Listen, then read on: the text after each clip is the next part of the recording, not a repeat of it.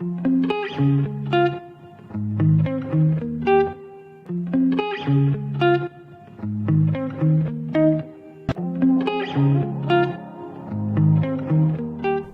টক এই অনুষ্ঠানটিলৈ আপোনালোক সকলোকে স্বাগতম জনাইছোঁ। দৰ্শকসকল, আজি আমাৰ যিগৰাকী আমন্ত্ৰিত অতিথি, তেখেতৰ লগত আমি পূৰ্বতেও কথা পাতিছিলোঁ। তেখেতক লগত আজি আমি আকৌ কথা পাতিম। এগৰাকী ৰাজনৈতিক নেত্ৰী।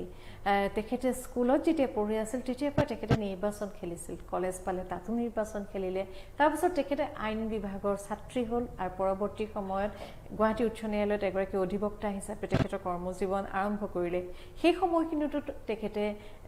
তেখেতক সকলৰ যিবিলাক বিভাগীয় নিৰ্বাচন আছিল তাতো তেখেতে অংশগ্ৰহণ কৰিছিল আৰু পৰোক্ষভাৱে তেওঁ ৰাজনীতিৰ ক্ষেত্ৰখনলৈ এখোজ দুখোজকৈ আগবাঢ়ি আহিছিল। তাৰ পাছত ভাৰতীয়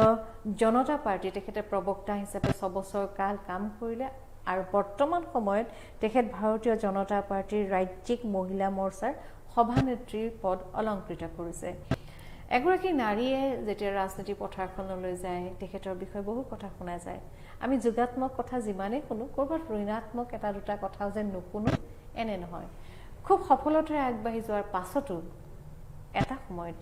এগৰাকী নাৰীয়ে এজন পুৰুষৰ লগত সমানে আগবাঢ়ি যাওঁতে ক'ৰবাত এটা খোজত যেন থমকি ৰয়। কিয় থমকি ৰ'ব লগা হয়? এজন পুৰুষে যদি মন্ত্ৰীৰ পৰা আৰম্ভ কৰি চূড়ান্ত ক্ষমতাৰ অধিকাৰী হ'ব পাৰে, এগৰাকী নাৰীয়ে কিয় নোৱাৰে? বহু কথা মনলৈ আহে আৰু সেই কথাবিলাক আমাৰ পাতিবৰ মন যায় যেতিয়া আমাৰ সন্মুখত এগৰাকী নেতৃস্থানীয়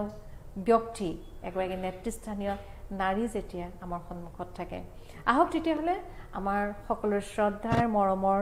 অপৰাজিতা ভূঞাৰ লগত আকৌ কথা পাতোঁ। আৰু এইখিনিতে এষাৰ কথা কওঁ, ব্যক্তিগতভাৱে অপৰাজিতা ভূঞাক মই বহু বছৰ আগৰ পৰা লগ পাইছোঁ যেতিয়া সন্দিকৈ মহাবিদ্যালয়ত তেওঁ স্নাতক মহলাৰ ছাত্ৰী আছিলে। তেতিয়াৰ পৰা তেওঁৰ লগত মোৰ অতি ঘৰুৱা সম্পৰ্ক আৰু সেই ঘৰুৱা সম্পৰ্কৰ এজনী ছোৱালী যেতিয়া এগৰাকী নেত্ৰীলৈ ৰূপান্তৰিত হয় তেতিয়া খুব ভাল লাগে। কাৰণ আমাৰ চকুৰ সন্মুখতে তেওঁৰ কৰ্মদক্ষতাবিলাক আমি দেখি আহিছোঁ। সেইবাবে মৰমৰ অপৰাজিতা ভূঞাক আজি মই তেখেতৰ যি ব্যক্তিত্ব, তেখেতৰ যি নেত্ৰী স্থান তেখেতে পালে আৰু সেইবাবে তেওঁক আজি আপুনি সন্মানিত কৰিছোঁ। অপৰাজিতা পুনৰবাৰ স্বাগতম জনাইছোঁ। বাপৰে মৰ্ম হইবা, আপুনি ইমান, মই আপোনাক বা বুলি মাতো, ইমান কৈছে, ইমানৰ যোগ্য হৈছোঁ বুলি মই ভাবা নাই। এতিয়াও বহুত কৰিব লগা বাকী আছে। নিশ্চয় অনুভৱ বুলি যদি প্ৰথমতে ভাবোঁ, with great power comes with great responsibility. এতিয়া আপুনি যিমান আপোনাক দিব মানে ধৰক আপোনাৰ ৰেছপনচিবল আপুনি সিমানেই হৈ গৈ থাকে। মইতো অন্ততঃ তেনেকৈ অনুভৱ হয়। অপৰাজিতা, এই যে আমি যে কওঁ আমাৰ দায়িত্ববোধবিলাক এগৰাকী মহিলাৰ যেন অলংকাৰ তেনেকুৱা নালাগেনে? এতিয়া আপুনি আপোনাৰ মাতৃৰ কথাই ভাবকচোন। তেখেত এখন বিদ্যালয়ৰ প্ৰধান শিক্ষয়িত্ৰী আছিল। তাৰ পিছত আমগুৰিৰ আপোনালোকৰ যিখন ঘৰ, সামাজিকভাৱে ইমান দায়বদ্ধ এখন ঘৰ, সকলোকে মিলাই মেলি 3টি সন্তানক তেখেতে মানুহ কৰি ইমানখিনি দায়বদ্ধতা তেখেতে পালন কৰিলে। গতিকে এজন পুৰুষে ঘৰৰ বাহিৰে ভিতৰে যিমানখিনি দায়বদ্ধতাৰ কাম কৰে, মহিলাসকল কিন্তু কোনো গুণেই কম নহয়। আৰু না, আপুনি নিজেও এগৰাকী মাতৃ বা নিজেও আপুনি ইমান এক্টিভলি আজি কিমান, মই তেতিয়াৰ পৰা কৈছোঁ যে আপুনি ইমান টেলেণ্টেড আৰু প্লাছ ইমান সুদীৰ্ঘ সময় আপুনি কাম কৰি আছে, সকলোৱে আপোনাক জানে, চিনি পায়। এতিয়া আপুনি নিজেও সেই অসুবিধাখিনিতো ক'ৰবাত জানেই। পুৰুষৰ বস্তুটো হৈছে কি, পুৰুষজনৰ কামবিলাক বেলেগ ধৰণৰ আৰু মহিলাগৰাকীৰ কাম সকলো আচলতে। গতিকে সেই সকলো কৰিবলৈ যাওঁতে তো মহিলাগৰাকী বিভিন্ন ধৰক হেৰি হয়। তাৰপিছতো কিন্তু মই সেইকাৰণে কৈছোঁ যে যিকোনো দলতে, মই ভাৰতীয় জনতা পাৰ্টি বুলি ক'ব খোজা নাই, আমাৰ যিসকল মহিলা আছে সকলোতে চোকা বিচক্ষণ। কেৱল অকণমান যদি তাত ৰাজনীতি সেইটো যদি অকণমান টোপটো যদি পেলাই দিব পাৰি ধুনীয়াকৈ, এইটো ইমান ধুনীয়া এটা হেৰি হ'ব যে, আৰু মই ভাবোঁ যে মহিলাসকল যদি আগবাঢ়ি আহি পেলাই যদি সঁচা অৰ্থত যদি নিজৰ জেগা ল'ব পাৰে আৰু ভালদৰে নিজৰ কাম কৰিব পাৰে, সমাজখনলৈ কিন্তু বহুত পৰিৱৰ্তন আহিব। নিশ্চয়, কাৰণ এগৰাকী মহিলাই ঘৰখন যেতিয়া পৰিচালনা কৰে বিভিন্ন ৰূপত, তেতিয়া সেই মহিলাগৰাকী কিন্তু সমাজলৈ চিন্তা কৰোঁতেও নিজৰ সেই দায়বদ্ধতাখিনি সদায় প্ৰকাশ কৰে। অপৰাজিতা, আপুনি যোৱাটো সাক্ষাৎকাৰত আপুনি কৈছিল যে যোৱাবাৰ হয়তো দুগৰাকী বিধায়িকা আছিল তেওঁলোকৰ মাজত কিবা কাৰণত তেওঁলোকে মহিলাক মন্ত্ৰী কিবা কাৰণে সেইটো মই যিহেতু দলতহে আছো গতিকে সেইটো কিবা সেইবাৰ আপুনি ইমান সক্ৰিয়ভাৱে নাছিলো এতিয়া যেনেকে মই সক্ৰিয়ভাৱে আছিলো এতিয়া যেনেকে আপুনি এতিয়া তেতিয়া আপুনি প্ৰবক্তা আছিল এতিয়া যেনেকে আপুনি মহিলা মৰ্চাৰ সভানেত্ৰী হয় এইবাৰ আপোনালোকৰ মাননীয় সভাপতি শ্ৰীযুত ৰঞ্জিত দাসদেৱৰ নেতৃত্বত আপোনালোকে বহু কাম কৰিছে মহিলাসকলক সবল কৰিবৰ বাবে আৰু আপুনি কৈছে যে ৰাজনীতিত মহিলাৰ অংশগ্ৰহণ অতি গুৰুত্বপূৰ্ণ কথা এটা ৰাজনৈতিক দলক আগবঢ়াই লৈ যাবলৈ মহিলাসকলৰ সহযোগিতা অত্যন্ত প্ৰয়োজন আপুনি নিজে সভানেত্ৰী হোৱাৰ পাছত আৰু মহিলাসকলক কেনেকৈ দলটোৰ প্ৰতি আকৰ্ষিত কৰিছে সব ভাৰতীয় জনতা পাৰ্টিত মই অহাৰ আগতেও মানে মই অহা নহয় সভানেত্ৰী হোৱাৰ আগতেও বহুত দক্ষ মানুহ মহিলা মৰ্চাৰ সভানেত্ৰী হৈছে তেতিয়া হয়তো আমাৰ দল চৰকাৰত নাছিল কাৰণে হয়তো কিছু কথা মানুহে নাজানিব পাৰে কিন্তু বহুত দক্ষ মানুহ হৈছে আৰু মোৰ আগৰ গৰাকীলৈকে সকলো খুব দক্ষ মানুহ হৈছে মোৰতো এতিয়ালৈকে প্ৰমাণ কৰিব বাকী আছে মোৰ একমাহে হৈছে 1.5 মাহ গতিকে খুব দক্ষ মানুহ হৈছে আৰু ভাৰতীয় জনতা পাৰ্টিত যোনটো আদৰ্শ বা আমাৰ যিখিনি নেতৃস্থানীয় ব্যক্তি সকলোৰ লগত লগ লাগি পেলাই ভাৰতীয় জনতা পাৰ্টিত যথেষ্ট সংখ্যক মহিলা আছে যথেষ্ট বিচক্ষণ মহিলা আছে তাৰ পাছতো ভাৰতীয় জনতা পাৰ্টিৰ কাৰণে আমি বিশেষকৈ মূল লক্ষ্যটো হৈছে কি আপোনাক মই কৈছোৱেই যে ভাৰতীয় জনতা পাৰ্টিৰ কেন্দ্ৰৰ চৰকাৰ আৰু ৰাজ্য চৰকাৰ দুইখন চৰকাৰে মহিলাৰ কাৰণে ইমান ভাল আঁচনি লৈছে এই আঁচনিসমূহক মহিলাৰ লগত মহিলাখিনিক পীড়িত শব্দটো ব্যৱহাৰ নকৰোঁ যিসকল মহিলাই পাব লাগে বুলি মই কওঁ যিসকল মহিলাই পাব লাগে সেইখিনি যাতে পোৱা পাইছে নাই বা ঠিকমতে কামখিনি হৈছে নাই তেতিয়াতো নিশ্চিতভাৱে ভাৰতীয় জনতা পাৰ্টিৰ প্ৰতি তেওঁলোক আকৰ্ষিত হ'ব কোনোবা আমাৰ যিসকল চিটিজেন মানে আমাৰ কি বুলি ক'ব চিটিজেনবিলাক কিনো বিচাৰে চৰকাৰখনৰ পৰা কাম বিচাৰে যাতে নাগৰিকসকলৰ কাৰণে কাম কৰে চৰকাৰখনে সেই চৰকাৰখনে যদি নাগৰিকসকলৰ কাৰণে সঁচাকৈ ভাল কাম কৰে তেতিয়াহ'লেতো বেলেগকৈ আপুনি ভাৰতীয় জনতা পাৰ্টি মহিলা মৰ্চাত আহি কাম কৰক বুলি কোৱাৰো প্ৰয়োজন নাথাকে গতিকে এই কামটো কিমান ত্বৰান্বিত কৰিব পাৰিম আৰু চৰকাৰ আৰু এই যে মহিলা যদি অলপ গেপ আছে গেপটো মই কিমান নাইকিয়া কৰি দিব পাৰিম সেইটো মোৰ পৰৱৰ্তী সময়ত লক্ষ্য হ'ব কাৰণ আমি চৰকাৰী আঁচনিসমূহৰ প্ৰতি কিন্তু ক'ৰবাত সজাগ কোনোৱেই নহয় কিন্তু কাৰণ এনেকুৱা এটা পৰিৱেশ আগতে নাছিলেই চৰকাৰী আঁচনি মই নিজেও বহুত দিনৰ আগলৈকে ধৰক চৰকাৰী আঁচনিৰ কথা একেবাৰে নাজানিছিলোঁ বা আগতে হয়তো জনাৰ মাধ্যমবিলাকো বহুত কম আছিল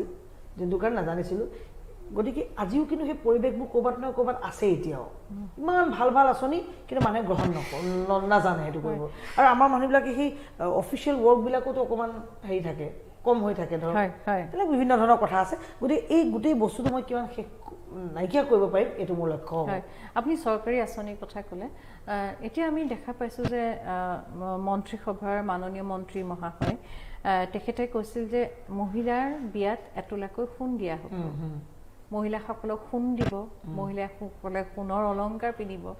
কিন্তু সেইজন মন্ত্ৰীয়ে কিমান দূৰ ক'ব যে মহিলাসকলক আত্মনিৰ্ভৰশীল কৰিবলৈ আমি কেনেধৰণে আগবাঢ়িম আপোনালোকে কেনেধৰণে বিবেচনা কৰিছে যে যিবিলাক অকল চহৰ অঞ্চলৰ মহিলাসকলে এখন মহিলা সমাজক নুবুজায় গ্ৰাম্যাঞ্চলক আমি ঢুকি নোপোৱা অত্যন্ত দুৰ্গম অঞ্চলৰ মহিলাসকলক আত্মৰক্ষা কৰিবৰ বাবে বানপানীত ভাৰাক্ৰান্ত হৈ যোৱা মহিলাসকলক পুনৰ স্বনিয়োজিত কিবা কাম কৰিবৰ বাবে কেনেধৰণে সহায় কৰিছে খুব সুন্দৰ প্ৰশ্ন এইটো এটা চৰকাৰে চাওক আত্মনিৰ্ভৰ অসম আৰু আত্মনিৰ্ভৰ ভাৰত নতুনকৈ এটা ভাৰতবৰ্ষৰ নতুনকৈ এটা কনচেপ্ট আৰম্ভ হৈছে আৰু সেইটো দিশত ইতিমধ্যে মাননীয় প্ৰধানমন্ত্ৰী ডাঙৰীয়াই লক্ষ কোটি টকাৰ পেকেজ ইতিমধ্যে ঘোষণা হৈ গৈছে আৰু ইতিমধ্যে সেইটো দিশত সকলোৱে কাম কৰি আছে এই আত্মনিৰ্ভৰ ভাৰত আৰু আত্মনিৰ্ভৰ অসমৰ ভিতৰতে এই গোটেই বস্তুটো সোমাই আছে গতিকে আমি পৰৱৰ্তী সময়ত আপুনি যে স্বনিয়োজনৰ কথা যোনটো ক'লে সেই স্বনিয়োজনৰ দিশত আমি কাম কৰি গৈ আছোঁ কিছু সময় লাগিব কিন্তু এইটো দিশত আমি কাম কৰি গৈ আছোঁ আৰম্ভ কৰিছোঁ গতিকে এইটো মাননীয় প্ৰধানমন্ত্ৰী ডাঙৰীয়াৰ যোনটো সপোন এই সপোনটো আৰু চাওক এইটো সপোনটো এটা কথা আপুনি চাওক PPE কিট যেতিয়া কোভিড আৰম্ভ হৈছিল তেতিয়া ভাৰতবৰ্ষত কিন্তু PPE কিটৰ হেৰি নাছিল কিন্তু আজি কিন্তু কিমান লক্ষ এদিনত উৎপাদন হয় গতিকে আমি আত্মনিৰ্ভৰ দিশত আগবাঢ়ি গৈছোঁ আৰু পৰৱৰ্তী সময়ত লাহে লাহে মই ভাবোঁ যে এই গোটেই বস্তুবিলাক সকলো সোমাই পৰিব আৰু আপুনি যোনটো কথা কৈছে আমি মহিলাসকলক আত্মনিৰ্ভৰ নিশ্চিতভাৱে কৰিব খুজিছোঁ লগতে এই যে আঁচনিবিলাক যে আনিছোঁ এইবোৰ কেৱল সকাহ দিবৰ কাৰণেহে কিছু সকাহ দিবলৈ আজিও কিন্তু প্ৰয়োজন আছে কাৰণ মই নিজে আজি এটা কথা কওঁ অৰুন্ধতী আঁচনি অৰুণোদয় আঁচনি যিখন আঁচনি একদম এই চৰকাৰে ঘোষণা কৰিলে আৰম্ভ কৰিব এতিয়া পৰা অৰুণোদয় আঁচনি য'ত মহিলাই 10,000কৈ টকা পাব তাত কেনেকুৱা মহিলা ওলাইছে মই এজন অধিবক্তা হিচাপে দুটা কথা আপোনাক ক'ব খুজিছোঁ আপুনি দেখিব যে তাত আছে যে যিসকল মহিলা বিবাহ বিচ্ছেদ হয় যাৰ কোনো বিশেষ হেৰি নাথাকে তেনেকুৱা মহিলা অন্তৰ্ভুক্ত হ'ব আপুনি যদি যেতিয়া মই উচ্চ ন্যায়ালয়ত মানে মই প্ৰেক্টিছ কৰোঁতে মই যথেষ্ট এনেকুৱা ধৰণৰ কেছ কৰিছোঁ মহিলা গতিকে মই এটা বস্তু দেখিছোঁ যে 500 টকা এটাৰ কাৰণেও এগৰাকী মহিলাৰ কেনেকুৱা দুৰ্গতি হয় স্বামীৰ পৰা বিচাৰি কাৰণ চাওক কোৰ্টৰ পাৱাৰ লিমিটেড হ'লে কোৰ্টে অৰ্ডাৰ দিব পাৰিব কিন্তু এক্সিকিউশ্যনটো ইমান সহজ নহয় সকলো সময়তে এইবোৰ কিছুমান আইনীগত কথা আছে এইবোৰ মই নকওঁ আপোনাক এতিয়া গতিকে সেই তেনেকুৱা ধৰণৰ মহিলাবিলাকক যদি আমি 10,000 টকাকৈ দিব পাৰোঁ এইটো এটা সকাহ চাওক আমি স্পুন ফিট কৰাটো কিন্তু উচিত নহয় হয় আপুনি যদি প্ৰতিটো বস্তুৱে যদি আপুনি দি দিয়ে এই 10,000 টকা নহয় যদি আপোনাৰ 1,00,000 টকা ভৰালে তেতিয়া কামেই নাথাকিব একো তেতিয়া সম্পূৰ্ণ চৰকাৰৰ ওপৰত নিৰ্ভৰশীল হৈ যাব তেনেকুৱাতো হ'ব নোৱাৰে গতিকে আমি কিছু সকাহ দিব যত্ন কৰিছোঁ আৰু এইটোৱে হৈছে আমাৰ লক্ষ্য আৰু এই লক্ষ্যৰ দিশত ভাৰতীয় জনতা পাৰ্টিৰ যিখন কেন্দ্ৰৰ চৰকাৰ ৰাজ্য চৰকাৰ এইটো দিশত আগবাঢ়ি গৈ আছে আৰু ইয়াৰ প্ৰতিটো দিশ আপোনালোকে কিছু সময় ল'ব চাওক আমি আৰম্ভ কৰিছোঁহে ইয়াততো আমাৰ 5টা বছৰে কমপ্লিট হোৱা নাই কেন্দ্ৰত আমাৰ 5টা বছৰ কমপ্লিট হ'ল দ্বিতীয়বাৰৰ কাৰণে আমি আহিছোঁ গতিকে দ্বিতীয়বাৰৰ কাৰণে আপোনালোকে অসমত আকৌ মন্ত্ৰীসভা গঠন কৰিব পাৰিব নেকি মইতো ভাবোঁ আমি একদম সম্পূৰ্ণ আশাবাদী নহয় ৰাইজৰ ওপৰত আমাৰ সম্পূৰ্ণ বিশ্বাস ঠিক আছে দ্বিতীয়বাৰ যেতিয়া আপোনালোকে মন্ত্ৰীসভা গঠন কৰিব 2021 যেতিয়া 21ত যেতিয়া আপোনালোকে বিধানসভাত আপোনালোকে ভবা ধৰণে নিৰ্বাচনত অংশগ্ৰহণ কৰি জিকি আহিব তেতিয়া মহিলাই কিমান দূৰ প্ৰত্যক্ষ ৰাজনীতিলৈ আহিব বুলি আপুনি ভাবে চাওক এতিয়া যথেষ্ট আপোনাক মই ক'লোঁ যথেষ্ট মহিলা আছে আৰু পৰৱৰ্তী সময়ত এই নিৰ্বাচনতো যথেষ্ট মহিলা নিশ্চয় অৱতীৰ্ণ হ'ব বিচাৰিব বিভিন্নজনে যোগাযোগ ইতিমধ্যে আৰম্ভ কৰিছে আমাৰ লগত গতিকে মই আপোনাক কৈছোঁ ৰাজনীতিক সংখ্যাৰ বস্তু যদি দলে অনুভৱ কৰে যে তেখেত হেৰি কৰিব পাৰে বা আমাৰো তেখেতৰ বিজয় নিশ্চিত হ'বই লাগিব কাৰণ চাওক আমি আৱেগিক হ'লে নহ'ব চৰকাৰ গঠন কৰিবৰ কাৰণে আমাৰ সংখ্যা লাগিবই সেইটো হৈছে গণতন্ত্ৰ সেইটো হৈছে সংসদীয় নিয়ম সেইটো সেইটোৰ পৰা কোনো আমি বাদ দিব নোৱাৰোঁ গতিকে আমি এনেকুৱা ধৰণৰ হেৰিত যেতিয়া যে দেখিম যে মহিলা সেয়া হ'ব তো মোৰ এটা লক্ষ্য থাকিব যে মই এটা আপোনাক আজি ক'ব পাৰোঁ যে যোৱাবাৰ কেৱল দুগৰাকী বিধায়িকা আছিল এগৰাকী বিধায়িকা পৰৱৰ্তী সময়ত সংযোগ হৈছিল নৱনীতা সন্দিকৈ এইবাৰ আপোনাক মই এটা আশ্বাস দিব পাৰিম যে এইবাৰ নিশ্চিতভাৱে মহিলাৰ সংখ্যা কোন হ'ব সেইটো মই ক'ব নোৱাৰোঁ আজিৰ দিনত কাৰণ সেইটো বহুত সময় আছে বহুত সময়ো আছে দলে নিৰ্ধাৰণ কৰিব আমাৰ নেতৃস্থানীয় ব্যক্তিসকল আছে সেইটো মই আজিতে ক'ব নোৱাৰিম কিন্তু মই এটা আপোনাক ক'ব পাৰিম যে নিশ্চিতভাৱে সংখ্যা বৃদ্ধি হ'ব আৰু আপুনি অভিযোগ কৰাৰ মুখ্য এইটো আপুনি অভিযোগ কৰিব দ্বিতীয়বাৰ সুযোগ নাপায় মন্ত্ৰীমণ্ডলতে অপৰাজিতা মই এটা কথা মই আপোনাৰ পৰা জানিব বিচাৰিছোঁ আপুনি কোৱাৰ মতে আমি আশা ৰাখিলোঁ যে 2021ত যদি বিজেপি চৰকাৰ আকৌ অসমলৈ আহে আমি একেবাৰগৰাকী মহিলা বিধায়িকা মহিলা মন্ত্ৰী আমি পাম কিন্তু আজি 2019ৰ শেষৰ ফালে কেব হ'ল কেব আন্দোলন অজস্ৰ মহিলা ওলাই আহিল পুৰুষে যিমানে অংশগ্ৰহণ কৰিলে তাকে মহিলা বেছি আহিলে আপোনাৰ চাগে মনত আছে উজনি কেইবা ঠাইৰ পৰা খোজকাঢ়ি মহিলা আহি গুৱাহাটী পালেহি আবেগৰ ঢৌটো বহু মহিলা একো নজনাকৈ ওলাই আহিলে গ্ৰাম্যাঞ্চলৰ আৰু এটা কথা আপুনি এটা কথা কৈছিল যে যোৱাটো খণ্ডত ৰাজনৈতিক যিটো বিশ্লেষণ ৰাজনৈতিক বিচক্ষণতা অতি প্ৰয়োজন মহিলা আৰু সেই ৰাজনৈতিক বিচক্ষণতা বহু ক্ষেত্ৰত নাই এই কথাত ময়ো আপোনাৰ লগত একমত এতিয়া কথাটো হ'ল যিসকল মহিলাই কেবৰ বিৰুদ্ধে ৰাজপথলৈ ওলাই আহিল তেওঁলোকে মূৰত গামোচা বান্ধি পুৱাৰ পৰা নিশালৈকে তেওঁলোকে আন্দোলন কৰিলে তেওঁলোকেতো সেই সময়ত বিজেপিক সমৰ্থন কৰা নাছিল আঞ্চলিক শক্তিৰ ওপৰত তেওঁলোকৰ সমৰ্থন আছিল আৰু তেওঁলোকে ভাবিছিল যে বিজেপি আটাইতকৈ বেয়া কামটো কৰিলে কেব জাপি পেলাই সেই মহিলাসকলে যে আকৌ বিজেপিলৈ তেওঁলোকে আনুগত্যতা প্ৰকাশ কৰিব আপুনি সেই কথাষাত বিশ্বাসী নে একদম অধিকাংশ মহিলাই কিন্তু সেই সময়ত আপোনালোকৰ পৰা আঁতৰি গৈছিলে সেইটো এটা আপুনি ভাবিছে আৰু সেই মহিলাসকলক আপোনালোকে আপোনালোকৰ চৰকাৰী আঁচনিৰ দ্বাৰা উপকৃত কৰিবনে একদম কিয় নকৰিব কাৰণ চৰকাৰী আঁচনিটো সবকে সাথ সবকা বিকাশ এইটো প্ৰধানমন্ত্ৰী ডাঙৰীয়াৰ হেৰি আৰু এইটো সঁচা কথা ইয়াত কোনো তাত বেলেগ অন্য দলৰ নে ভাৰতীয় জনতা পাৰ্টি সেইটো ভাৰতীয় জনতা পাৰ্টিক কেতিয়াও সেইটো হিচাপ ৰখা নাই সকলোৱে কাৰণে কৰিছে আৰু দ্বিতীয়তে আপুনি যোনটো কথা কৈছে যে হয় সেইটো সময়ত হয়তো আৱেগিকভাৱে চাওক অসমৰ মানুহ মই নিজেও আৱেগটো ক'ৰবাততো আছেই অসমীয়া মানুহ ক'ৰবাত আৱেগিক গতিকে সেইটো সময়ত কি হৈছিল সেইটো সময়ত আমি যেন কোটি কোটি বাংলাদেশী লৈ আহিম সীমান্তত আহি ৰখি আছে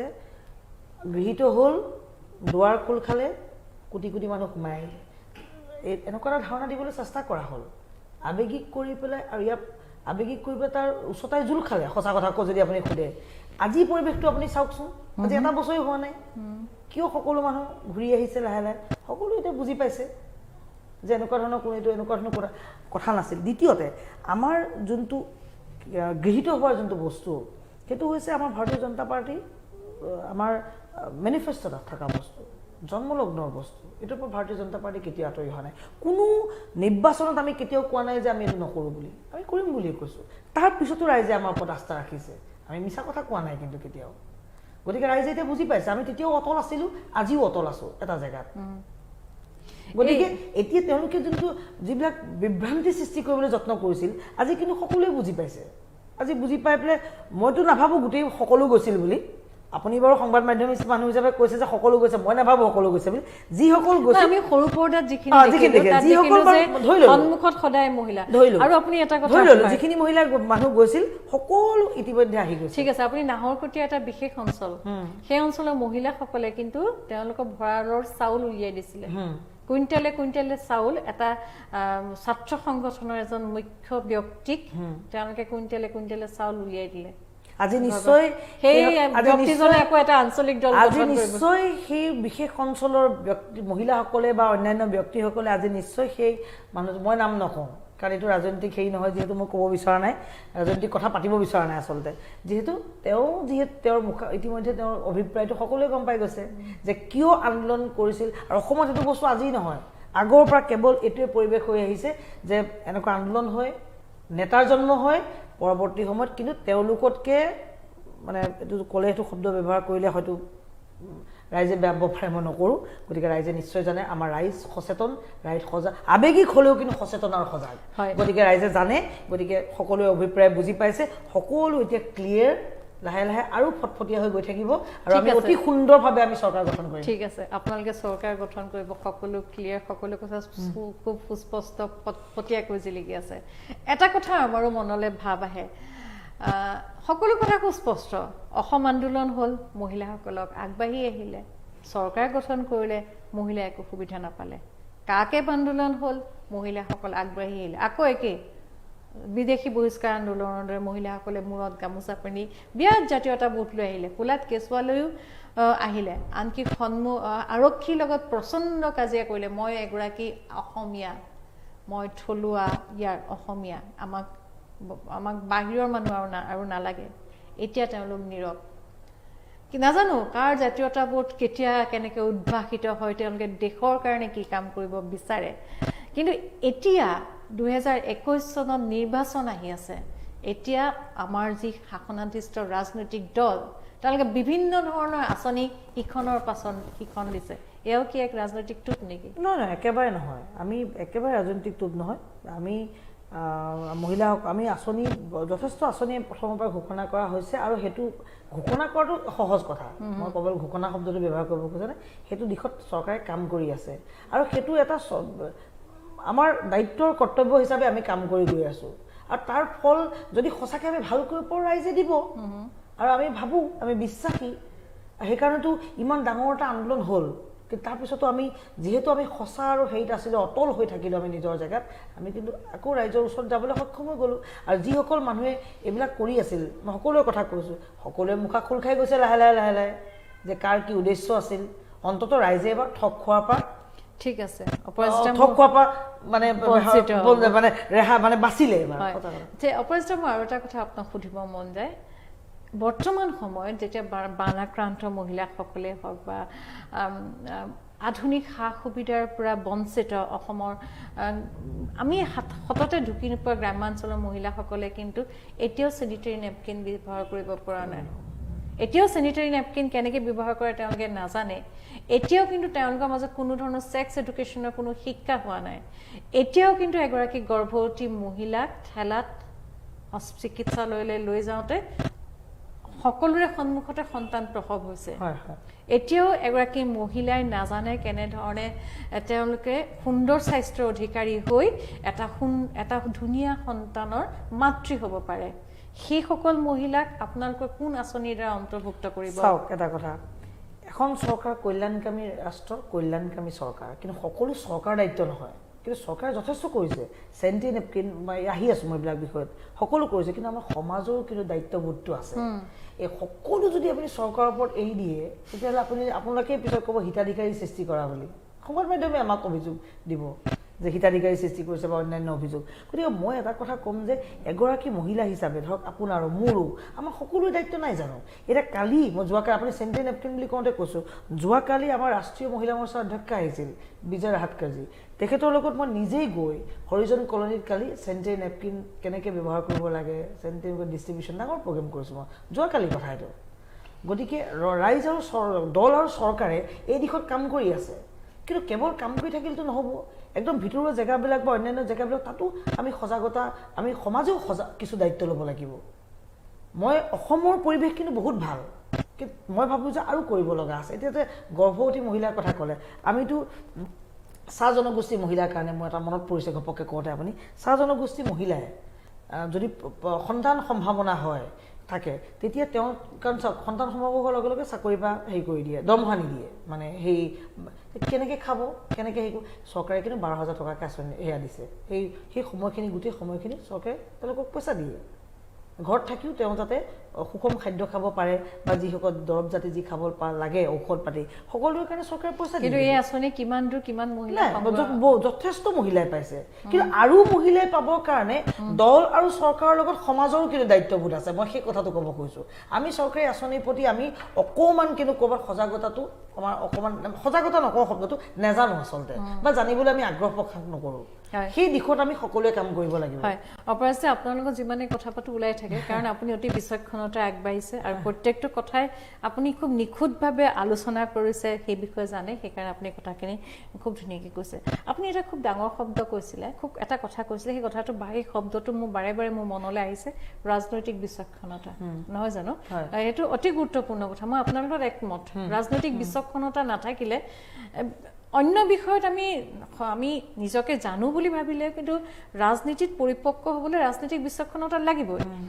আজি আপুনি ছাত্ৰ ছাত্ৰীসকলে 18 বছৰ বয়সৰ পৰা নিজৰ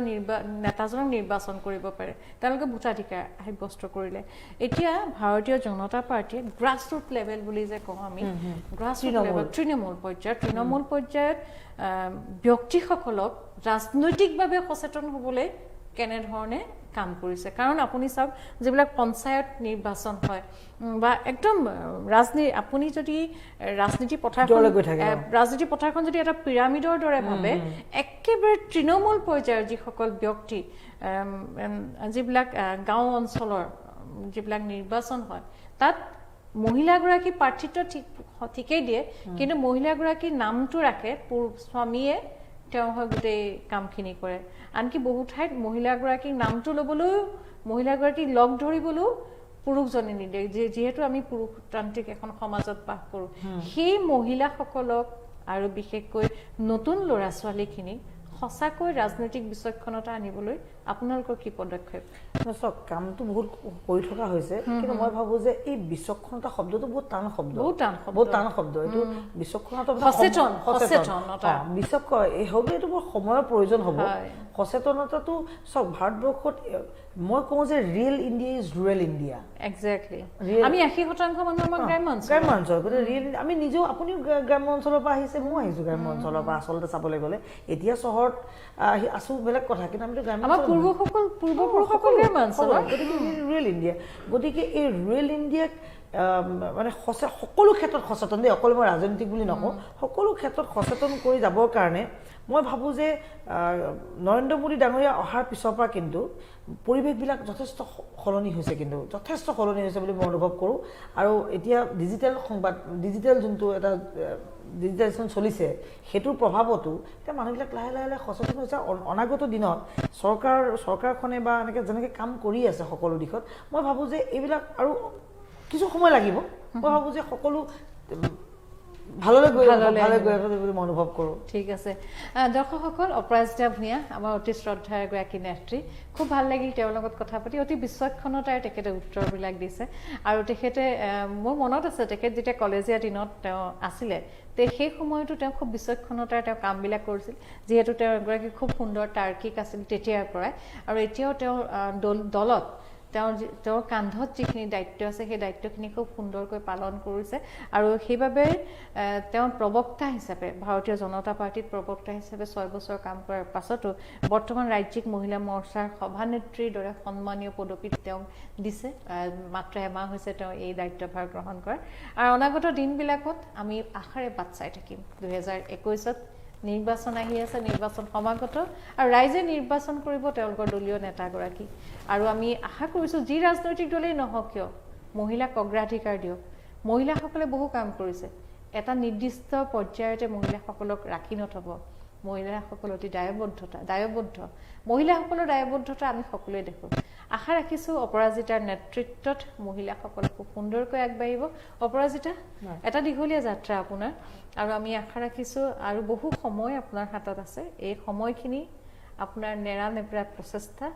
আপোনাৰ বিচক্ষণতা আৰু আপোনাৰ সচেতনতাই আপোনাক বহু দূৰলৈ লৈ যাব।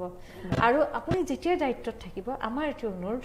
মহিলাৰ কাৰণে চিন্তা কৰিব। নিশ্চয় অকল চহৰ অঞ্চলৰ নহয়, আমি ঢুকি নোপোৱা উৰণিৰ আঁৰত লুকাই থকা সেই মহিলাসকলে কিন্তু আপোনালোকলৈ বাট চাই থাকে। সেই কথাষাৰ এগৰাকী গুৱাহাটী উচ্চ ন্যায়ালয়ৰ এগৰাকী অধিবক্তা হৈও চাগে আপুনি অন্তৰেৰে উপলব্ধি কৰে। খুব ভাল লাগিল, আকৌ আপোনাক লগ পাম। এটা অতি সৰু উপহাৰ আপোনালৈ যাচিছোঁ। খুব সুন্দৰ অৱশ্যে এই মাস্কখন আৰ্থিকভাৱে অনগ্ৰসৰ মহিলাসকলে তৈয়াৰ কৰিছে। আমি গুৱাহাটী ইণ্ডিয়ান টুৰিজিমৰ লগত গুৱাহাটী স্থানীয় মহিলাসকলৰ দ্বাৰা ব্যতিক্ৰম মাজেৰে মাস্কখন তৈয়াৰ কৰিছোঁ। খুব সুন্দৰ হয়, আৰু এই মাস্কখন কটনৰ, আপুনি ব্যৱহাৰ কৰিলে ভাল পাব। আৰু আমাৰ ব্যতিক্ৰমৰ এটা পাব্লিছিং হাউচ আছে, তাৰ এখন কিতাপ আপোনালৈ উপহাৰ যাচিছে। কিতাপ পোৱাটো সঁচাকৈ বহুত ডাঙৰ কথা মই ভাবোঁ। দৰ্শকসকল, অপৰাজিতাৰ লগত কথা পাতিলে হেঁপাহে নপলায়, কিন্তু সময়ে